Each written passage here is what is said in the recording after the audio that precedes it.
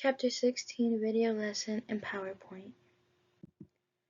The economic downturns of the 1870s and 1890s and labor's response.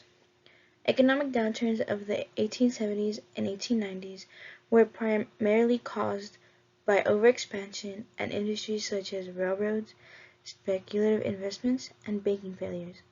The Panic of 1873 led to widespread unemployment, while the Panic of 1893 resulted in major business collapses and economic instability. In result, laborers organized strikes and protests, most notably the Great Railroad Strike of 1877, the Homestead Strike in 1892, and the Pullman Strike in 1894. Workers also turned to unions such as the Knights of Labor and the American Federation of Labor (AFL) to fight for better wages, shorter work hours, and improved working conditions. Changes in work and workforce during the Gilded Age and workers' response. During the Gilded Age, industrialization dramatically transformed the nature of work. Factories became mechanized, reducing the need for skilled labor and increasing the employment of immigrants, women, and children in industries such as textiles and steel. Workplaces were often dangerous and wages remained low despite long hours. In response, workers sought to organize and demand better conditions. The Knights of Labor aimed for broad social reforms, including an 8-hour workday and workers' cooperatives, while the AFL, under Samuel Gompers, focused on securing higher wages and better hours through negotiations and strikes. Comparison of utopian and socialist movements of the late 19th century and the 1840s.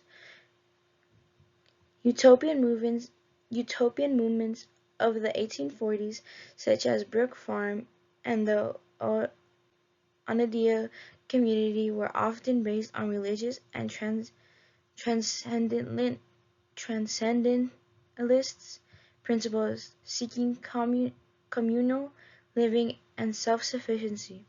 In contrast, late 19th century socialist movements were a response to industrial capitalism and labor exploitation.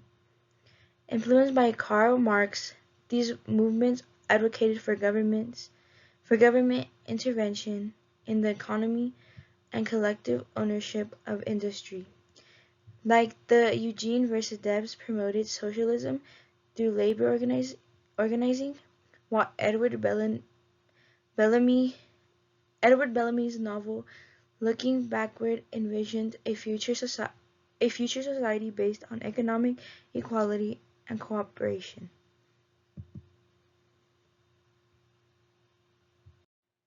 The Supreme Court's definition of freedom, 1877 to 1905.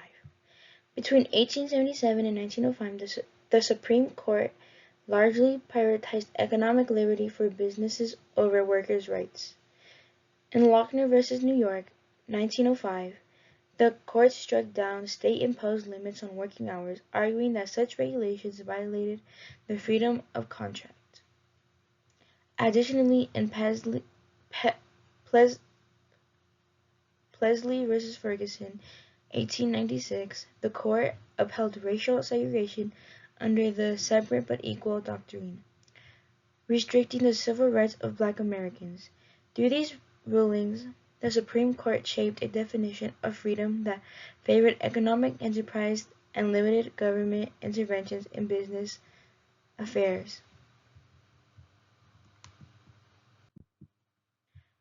Factors behind the rise of the labor movement.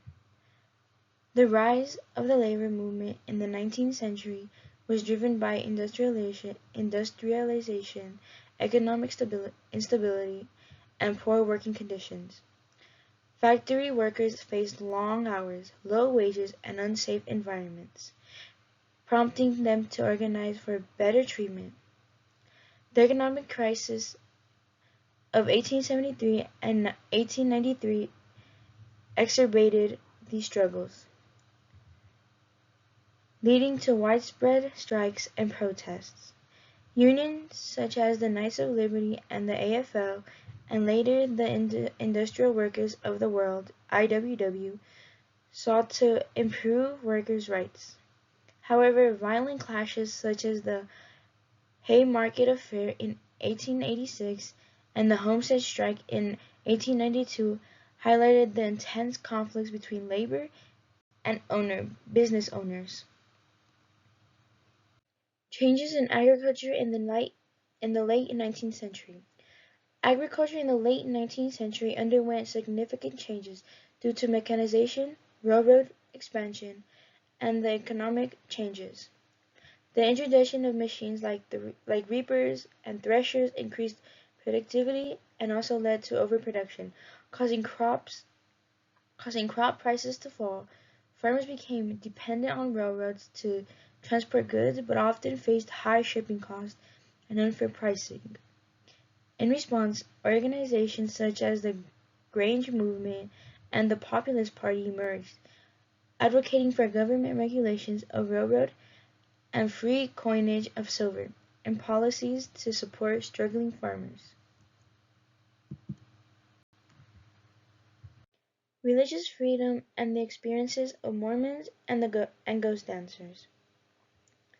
Religious freedom in the late 19th century America was inconsistent, as seen in the experience of Mormons and the ghost dancers.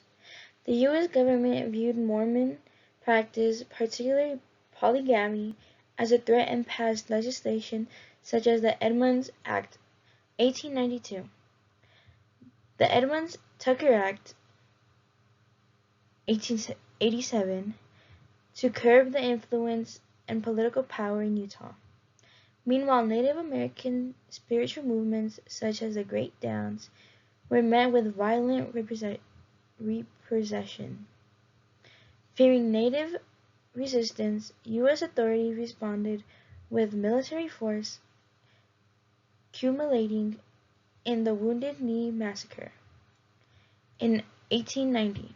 These events demonstrated the limits of religious freedom, particularly when beliefs were perceived as challenges to national authority.